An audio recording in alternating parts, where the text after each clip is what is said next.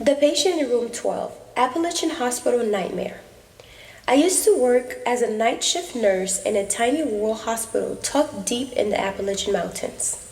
The place was old, partially renovated from what used to be a mining medical ward back in 1940s. We didn't have more than a dozen beds, mostly elders and post-surgical patients who lived far off in the mountains. When I first started, the day shift nurses gave me a simple rule.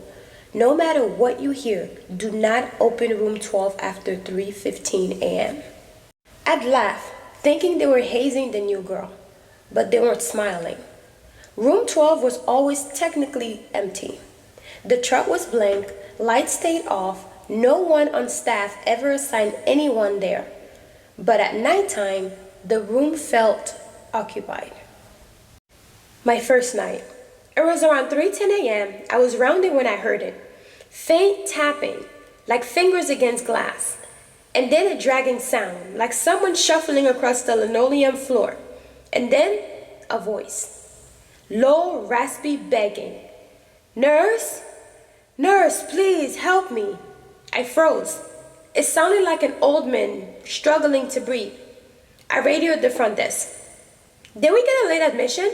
Silent. And then the charge nurse whispered, walk away from room 12. Do not answer. My stomach dropped. I did as I was told, but that night I did not sleep at all when I got home. The second night, it got worse. At 3:17 a.m., I remember because I stared at the clock hoping nothing would happen. Room 12's light flickered by itself. I saw movement inside through the frosted glass. A figure, pale, thin, standing near the bed. It slowly turned its head towards the door. I swear I saw a face pressed against the window, gray, skinny, sunk-in eyes, but wide open like they hadn't blinked in years. I backed away and the light shut off again. The third night, curiosity got the better of me. During lunchtime, I dug through old storage and found a yellowed folder labeled Room 12, Do Not Assign. Inside was an old photo of a man, thin as bones, eyes sunk thin, just like the face I saw. The report says he was a miner trapped in a collapse in 1940s. He survived for days by crawling through rocks and with his bare hands. By the time he was rescued, he was dehydrated, delirious, and violent. He died in the room at 3:15 a.m. The note said that he would bang on the walls and scream that something followed him out of the mind. I tried to convince myself. It was stress, isolation, old building noises. Then the final night. 3:15 a.m. Bang, bang, bang on the room 12's door, harder than before. Let me out! Please, it's in here with me. Do not leave me alone.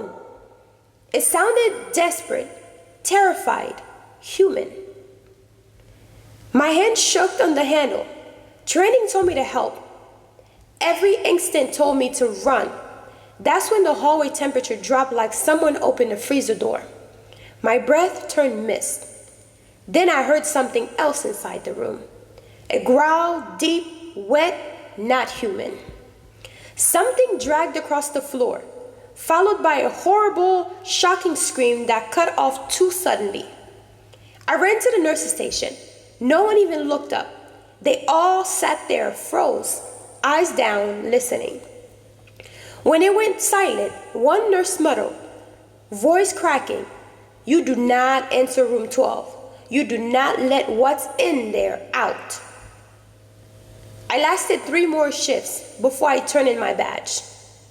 That room is still there, sealed off now, but sometimes passing by at midnight, driving home, I swear I see a faint light in the windows, and I never ever take that route after midnight anymore.